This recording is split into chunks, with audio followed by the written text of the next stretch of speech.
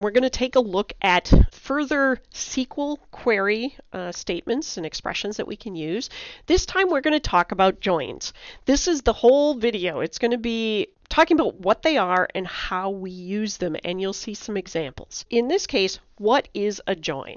In the first videos where we talked about normalizing our databases, we broke things out into multiple tables. So think about that clothing item database where we ended up with 3 tables in the end. And that's the exercise you're actually going to be working through, is you're going to be building that particular database with those tables and joining them together. What joins do is they allow us to combine rows or records from 2 or more tables, so you can do multiple tables, not just 2, based on a related column between them. So remember that idea of a foreign key or a unique key? This is where they come into play. If you remember, the foreign key is often a primary key from a different table. So we are going to join them based on this common key that's going to end up in both tables. There are more than 3 types of joins, but we're really just going to focus on the basic, which is join. It's also referred to as an inner join, so you might see it coded both ways. I didn't look to see how the book itself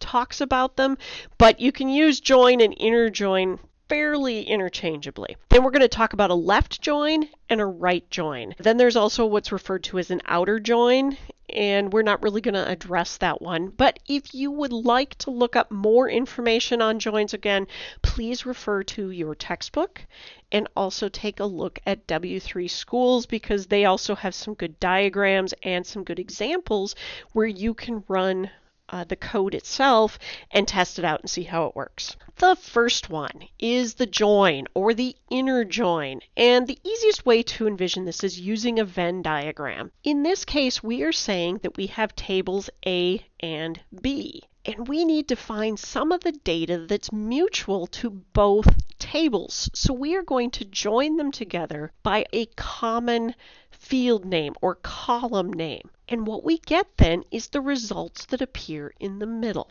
So the inner join, based on that diagram that you just saw, what it does is it pulls records that have matching values in both tables.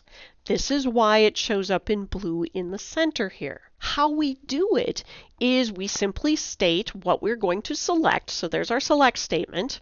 And in this case, we're going to select columns 1 and 2 from whatever table we've got from table 1. Then we are going to join table 1 to table 2. So that is the next part. After the word join, we're going to say join table 2 on. Now on is going to say basically what is the column that is common that we need to match up. So the syntax that we use is we name the table name followed by a period followed by the column name. So in this case, we're saying in table 1, use a column called column ID, and we are going to join it, so we use the equals symbol, to table 2 with the same column name called column ID. So that's the one that's mutual. So it's going to pull all of the data from both of those tables based on what matches that column ID. Let's take a look at left joins. Left joins also we can look at with the Venn diagram. In this case, what it's going to do is it's going to return all of our records from the left table or a parent table and only the matched records from the right table. So the left join is actually going to show more results than just the plain inner join or join, because it's going to show everything that's in the left, even if there isn't anything in B that matches a particular record, but then it's going to show the stuff that matches as well. The syntax is actually very similar. Instead of just the word join, we use left join, and you will see that the new table that you're joining is in there. It's table 2, and you're still left joining on, and we use that same syntax. So it's table 1 period column ID. So we're still looking for what the matching column is to find the particular matched records. Similarly to the left join, the right join instead pulls everything from table B, or the child table, and the matching records that it has with A. So there are different times and places that we can use these, and they're all used fairly similar. So just like we did select column 1, column 2 from table 1 and then joined it, now we're doing a right join. So we're still just right joining table 2 on table 1 column ID and table 2 column ID.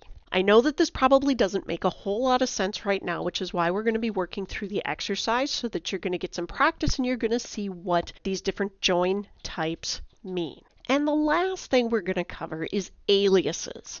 Now, aliases are temporary names that we can give to tables or columns, and we use these primarily because it can help us in speeding up our time in typing and in our query readability. So what we're doing is we are just temporarily within the SQL syntax giving these columns or tables a temporary name. And oftentimes it's a shortened name, or it might be a more user-friendly name, something that's easier to read. And so in this case, here is the syntax of how we execute this. We would do our select statement followed by what the actual column name is, and then we use as.